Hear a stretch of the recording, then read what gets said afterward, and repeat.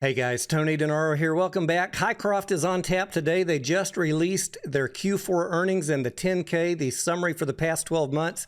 I want to go over the highlights with you and answer some of the Q&A, the common questions that I see out on social media. I have been providing quarterly coverage on Hycroft since 2022 when AMC made an investment in the company. And although I do consider it a speculative play and I do not own any, I think it's important that you guys have an unbiased source of facts from somebody who would like to see the company succeed ultimately, and someone who spends a lot of time reading through the 10Ks and all of the company documentation, because maybe you don't have time to do that. So with that being said, let's get right into the information. I see all of the comments out on social media. We're going to be millionaires from Hycroft, from the Bulls, and Hycroft is going to go bankrupt next week from the Bears. The truth lies somewhere in the middle, and the actual truth in the story comes from understanding Hycroft's timeline. And if you are an investor, it is critical that you understand their timeline. So we're going to talk about that today. Everything I'm going to talk about is available either from the company directly or in the 10K. And I always recommend that you guys check out the company's information and read through every 10Q and 10K as they come out if you have time to do it. Almost any question you have about Hycroft has been answered by the company over the last several years in every update they put out. Yet I still see these questions being asked over and over again. We're going to get right into your questions and answer them, but first I want to touch on why would anybody potentially be interested in Hycroft in the first place. From their most recent slide deck dated March 2024, company, as we know, has one of the world's largest precious metal deposits and an excellent location in Nevada. In addition, they have significant upside with a large underexplored land package. In these large black boxes right here in the middle of this slide, we can see that the measured and indicated gold equivalency is 15.2 million ounces and inferred is an additional 4.6 million gold equivalent ounces. Breaking down that gold equivalency into gold and silver, we've got 10.6 million ounces measured and indicated in gold, 361 million ounces measured and indicated of silver. Let's start off with a question from Twitter. Diego asks, with the great discoveries during exploration, when will you actually begin mining? That is a great question, Diego. In March of 2024, Hycroft published a new investor presentation. I suggest everyone go through and read it, but that question is actually answered not only in the 10K, but on page 17 of this presentation.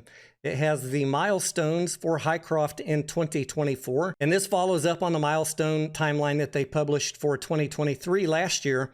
They're going to follow up on the 2023 high-grade silver discoveries with further drilling.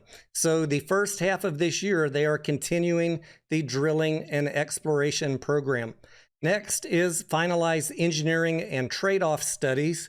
Then they will review the drill results from targets outside the known resource, more ongoing drilling, and finally review technical studies and development plans. This will culminate in what is called a pre-feasibility study. So if we scroll back up in this presentation to page 9, the strategy for growth, we are here in the first two blocks, really strengthening the resource. They are getting as much drill results as they can in to understand what the resource is and where the silver and gold lie. They do these test holes, the core samples, to kind of map out their plan. Then they complete the pre-feasibility study using those results to determine what are the next steps to get back into mining. On her LinkedIn page, Ms. Garrett tells us that the timeline for Hycroft's next phase of operations will be available in the first half of 2024 when we finalize our pre-feasibility study. If you've been tuning into this channel for the last couple of years, you know all about the pre-feasibility study and that was really the next stepping stone along this path of getting back into mining. What happens after the pre-feasibility study is done? Well, that is when they make their assessment if it is going to be economical to move forward with this mine. The ore at Hycroft Mine is composed of two different types of ore, the oxide ore and the sulfide ore. Oxide ore is what they had been previously mining and putting on the heap leach pads. That process is now ended, and they're trying to look into a way to economically extract and process the sulfide ore. That is the next step. There are many reasons why I have always called Hycroft a speculative play, one that has a high degree of uncertainty on the outcome. And I think if you have gone through and looked at the 10Qs or the 10Ks, you're probably already familiar with this. But if you're just listening to people who have their rose-colored glasses on, you might not have ever heard this information. From the latest 10K, the company's information to us, filed with the SEC, it says the company has mineral resources at the mine, but the mine might not be brought into production. The company is not currently conducting mining operations. There is no certainty that the mineral resources estimated at the Hycroft mine will be mined, or if they are mined, that they can be processed profitably. They go on to say the company has no specific plans and cannot currently predict when the Hycroft mine may be back in production. Now, they're going to communicate to us along the way the status of how things are going, but it is important for you at least to have read this at least one time so that if things don't work out, you can't say nobody ever told you. This information has been there for years, going back in the 10Qs and the 10Ks. If we scroll down just a little bit further, they go on to say the company has not completed a feasibility study for the mine. There are no assurances future advancement activities by the company, if any, will lead to a favorable feasibility study or profitable mining operations. And there is no certainty that a feasibility study at Hycroft Mine will be completed, or if it is completed, that it will result in sufficiently favorable estimates of the economic viability of the mine to justify a construction decision. That construction decision of building that very expensive milling plant operation that they're going to need to process the sulfide ore. I've been talking to you guys for a couple of years now about the expense of that milling operation being one of my concerns. Where are they going to get the money for that? And that is coming again from the company's own documentation. They go on to say here that substantial expenditures are required to construct and operate the mine, including additional equipment and infrastructure that is typically seen in milling and processing operations to allow for extraction of gold and silver from the sulfide mineral resource. The company cannot provide any assurance that an economic process can be developed for the sulfide mineral resource. These are just things you need to be aware of when you're listening to the most bullish people holding space calls out there on Twitter telling you that this is a slam dunk guarantee. The company is telling us that it's not a slam dunk guarantee. They are hopeful. They are working to make it happen, but we need to be aware of the risk. I have been covering this same information every quarter for 2 years for you guys, and I'm reading from the company's documentation. I don't want to hear any of this nonsense that I'm paid by a hedge fund or that I'm bearish on the company. I'm literally reading to you the company's own filing, the company's 10K filed with the SEC. It's okay for us to want the best for Hycroft, but we still need to be aware of the risks, and we need to understand what the timeline is and what it's going to take for this company to get back into operation. Before we get into the next excellent question from Twitter, let's spend just a minute looking at the company financial statements from the most recent 10K. Starting off with the income statement, you'll notice here in the top right, 2023, zero revenue from Hycroft. That's not a surprise because we know that the company is not actively mining. But for those of you who are spending a lot of money buying silver coins from Hycroft, being told by people on social media that that is going to save this company, they are booking zero revenue from those coins. And I think it is important that you should be aware of that. When I point it out on Twitter, I get blocked by the pumpers. I don't like that kind of misinformation being put out there. You can choose to spend your money on whatever you would like, but it is not materially contributing to Hycroft You can see right here for yourself, 0 revenue booked for the entire year. Loss from operations for the year came in at $45 million. 20 million of that 45 million came from projects, exploration and development, and 12.6 million went to general and administrative. With the expense from interest at $18.5 million, that brings the total net loss to $55 million for the year 2023. The next question we're going to talk about has to do with Hycroft's cash, so let's look at that on the balance sheet here real quick. We can see here that Hycroft ended the year 2023 with $106 million in unrestricted cash. They have another $26 million in restricted cash. That is money that is being held as collateral for some surety bonds, so they can't really touch that money, but $106 million in cash. On the liability side, the biggest item is the debt, $142 million. Regarding that debt, the bulk of it here at the top is from the Sprott credit agreement, $42.5 million.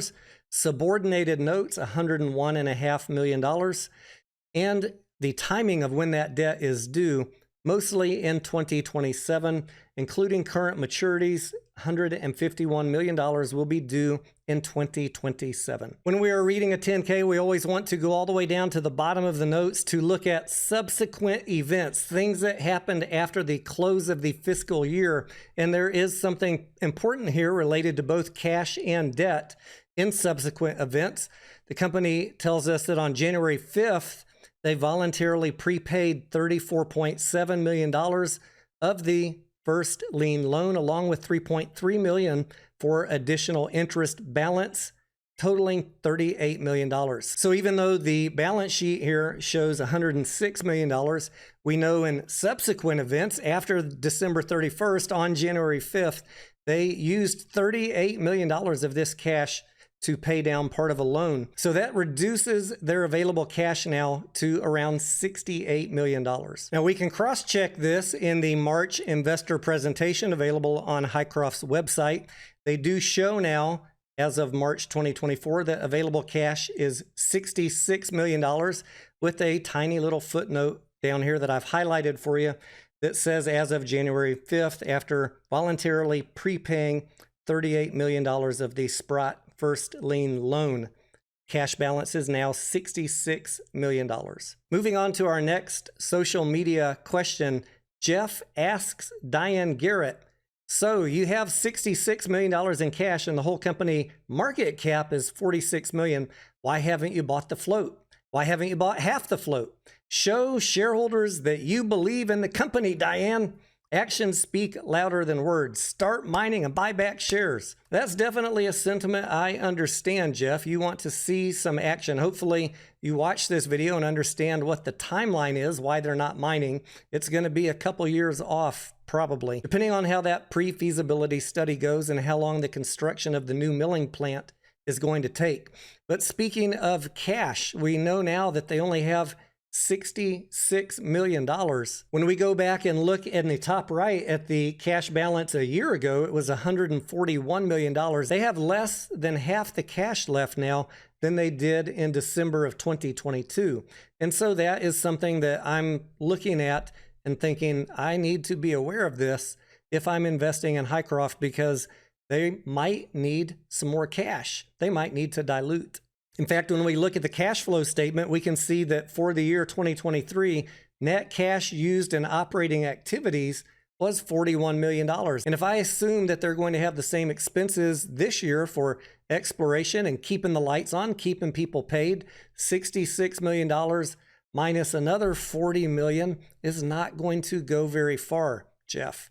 So why aren't they using that money to buy back the float? Because they need it to remain in operations. In fact, it would not be surprising to me if they're going to need more cash. Going further to answer your question, Jeff, in the most recent 10K, the company tells us that during the year ending December 31st, 2023, the company did not purchase any of its equity securities, and the Sprott credit agreement contains provisions that restrict the company's ability to repurchase stock. In addition to not buying their stock, they have been diluting, unfortunately. We have this note under the liquidity footnote that says on November 17th, 2023, The company began accessing its at-the-money program, and as of December 31st, 2023, sold an additional 523,000 shares of common stock, bringing in $1.1 million. There is an active ATM filing, and they go on to say that as of December 31st, 2023, there is $360 million left remaining that they can sell of shares. So you can do the math, divide $360 million by the current share price.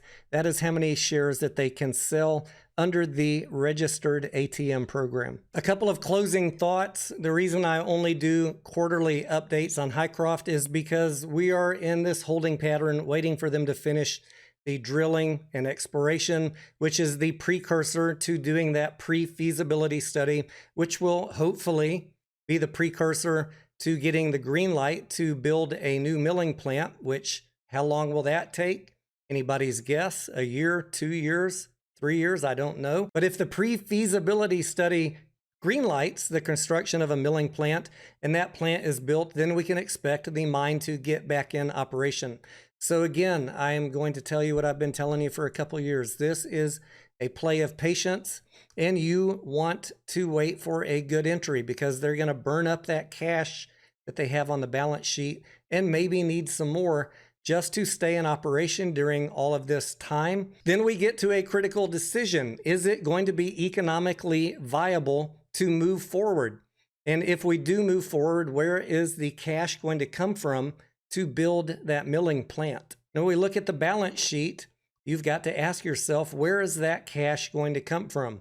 Are they going to dilute some more? Are they going to take on more debt? Are they going to try and sell the company to someone and say, hey, we got a great feasibility study here, but we don't want to spend the money to do it? There's a lot of different ways this could play out.